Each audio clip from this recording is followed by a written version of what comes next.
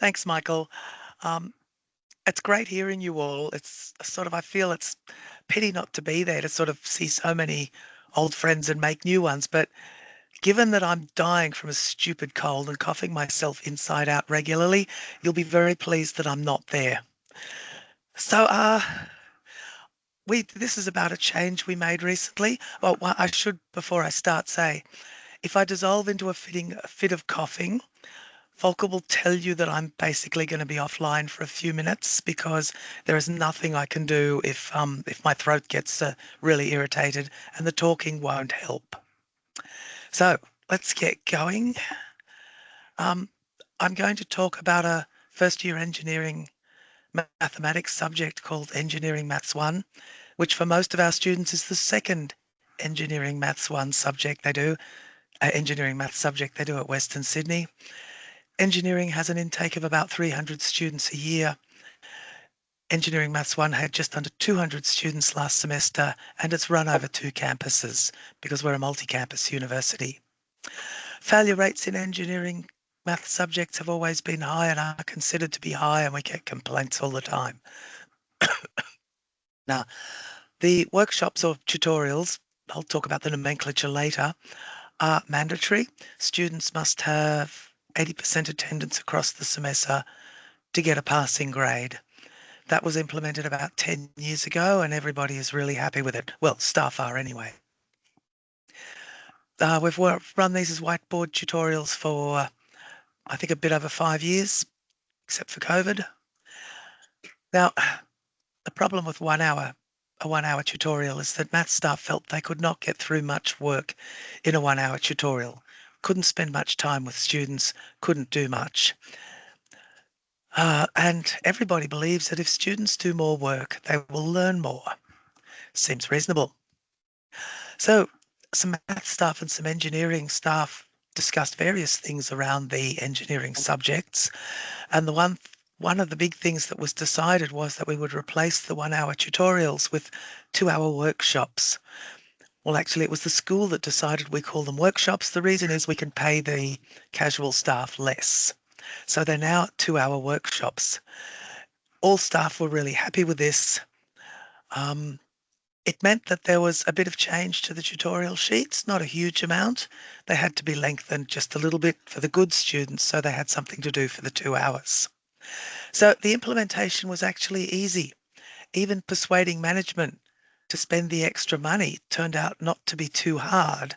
I think because of the constant complaints about the failure rates, they thought that this might improve things. Anyway, it wasn't a barrier. And extending the tute sheets was easy. So implementing this was really easy, which was nice. So at the end of last semester, which was the first semester we ran this, I wanted to find out what information I could about the success or otherwise of doubling the workshop time. I ran a paper-based survey in class in the workshops because the workshops are mandatory. The attendance is very high. Paper-based because I find I get a very high response rate. So of the active students are someone had done something accessible, even if a tiny little quiz during the semester. And are you seeing something in front of the screen? I think that's your computer, not mine. Yes, we do. Something came up. You're installing a headset. Oh, so it's the headset? Okay, so Just put push cancel. got it. Okay. Sorry, that was a bit of a surprise. Yeah. The workshops I ran this survey in were the ones on my campus. The staff on the other campuses who were doing the workshops didn't really pick up the survey thing and ended up not doing it. So I surveyed 84%, which is 38 of the 45 students who were active on my campus. They were asked to return the pieces of paper, and if they didn't want to respond, I got blank responses. So basically I ended up with about 73% of students giving some responses to the survey, which is very high. So it's 38 responses. I'm really pleased with the responses.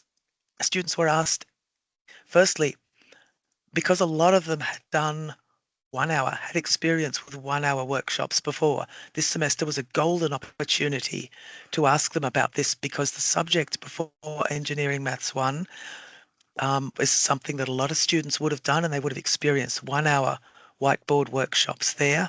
And then with me this semester, they experienced 2 hour whiteboard workshops. So there was a section for students who had done both, who had experienced both types of workshops to compare them. You can see that there was a huge preference for the 2 hour workshops. Only 5 disagreed. There were a few disaffected students who wrote some silly things and hated everything, but most of them agreed. And I also asked them if they learnt more in the 2 hour workshops, and most of them agreed with that. So that was pretty good. Then I went through, so there were some open response questions. It was one piece of paper, but there were 4 places where they could just write stuff.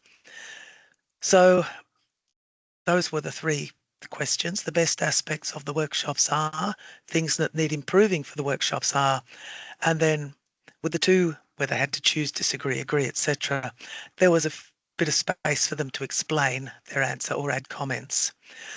If the same comment was written twice by a student, I counted it just once. So I went through the comments, classified them as positive and negative, which turned out to be extremely easy, and then looked at various themes that emerged, and anything where there was a mention by 2 or more students, I've put in the table here. So 18 of the, what was it, 38 students mentioned collaborating with peers as a positive thing. The length of workshops was mentioned by 12, getting help, being able to get help. That's from staff as well as from fellow students because they're working in groups of 3 or 4. That was mentioned, and just doing questions. Some of them said it was good to have to do questions, or they enjoyed doing the questions. So that came out quite positively. And there's a few comments. I won't read them. I want my voice to last for the whole half an hour. So I'll give you a minute to just read these. I think they capture the feel that came through on the surveys.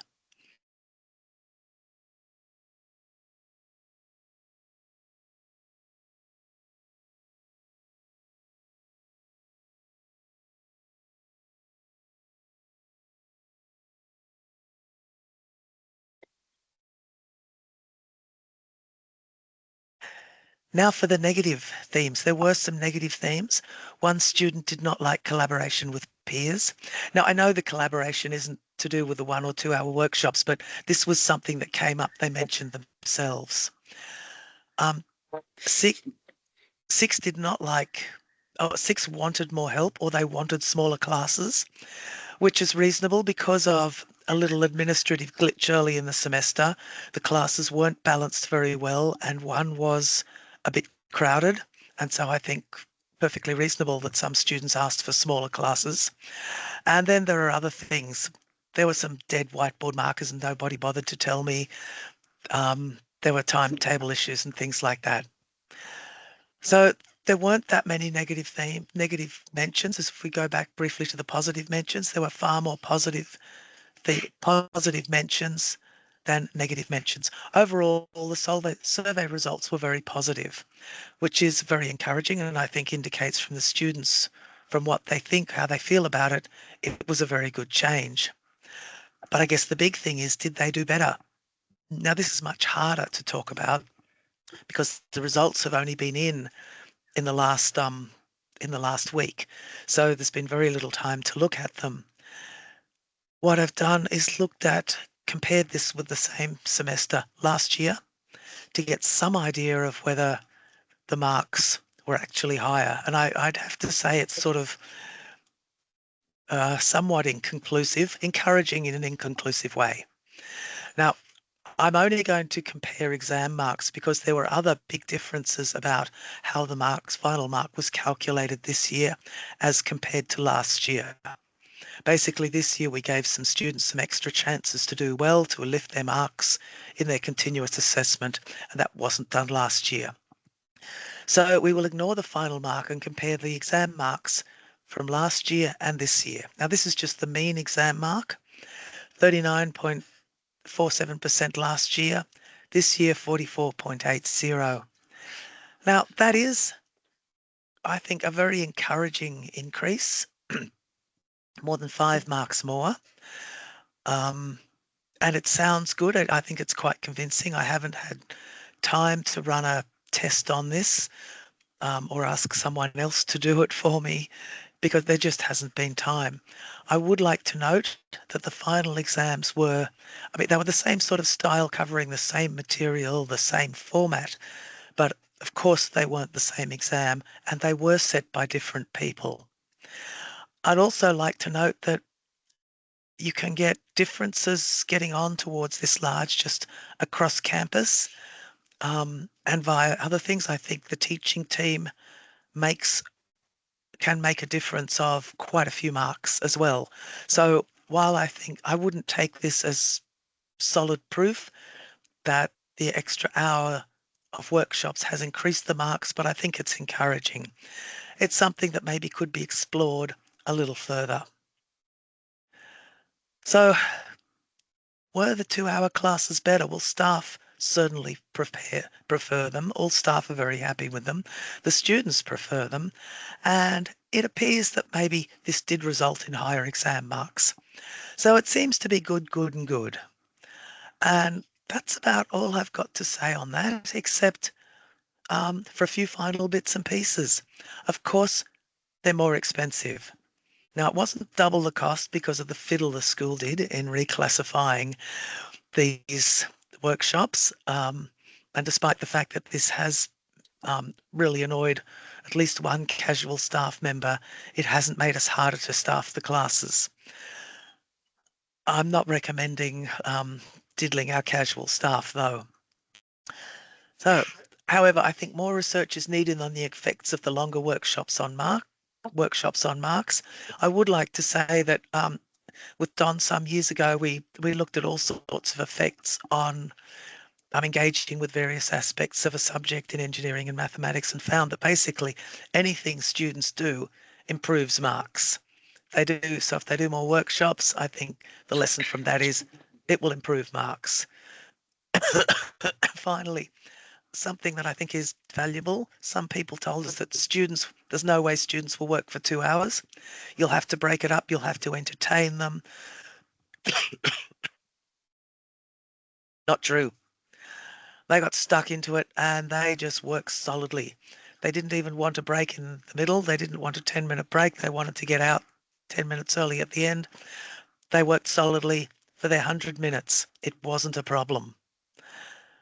And finally, some people are telling us, oh, students object to mandatory classes. It's really bad because some find it hard to get there. And it is true that some students find it hard to get there. It swings and roundabouts, but I actually suspect that the gains from making classes mandatory may well be a lot bigger than annoying a few students because classes are mandatory.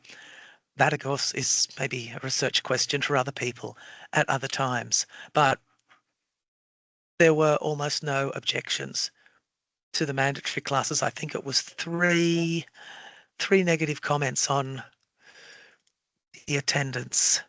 I'll just bring that theme up. Yeah, the attendance requirements. Only 3 students commented on that, and one of them wasn't about it being mandatory. It was that I marked the roll twice during the workshop because I wanted to tell them that they had to be there for 2 hours. If they left half an hour early, I took off a quarter of their mark for the workshop, because if we're paying for 2 hours, they're going to get 2 hours or else. Okay. Oh yeah, look, we're paying for it. They need it. They're going to have it. Okay, my voice, I think, is beginning to fade. I've reached the end, so I'm happy to answer questions, but otherwise we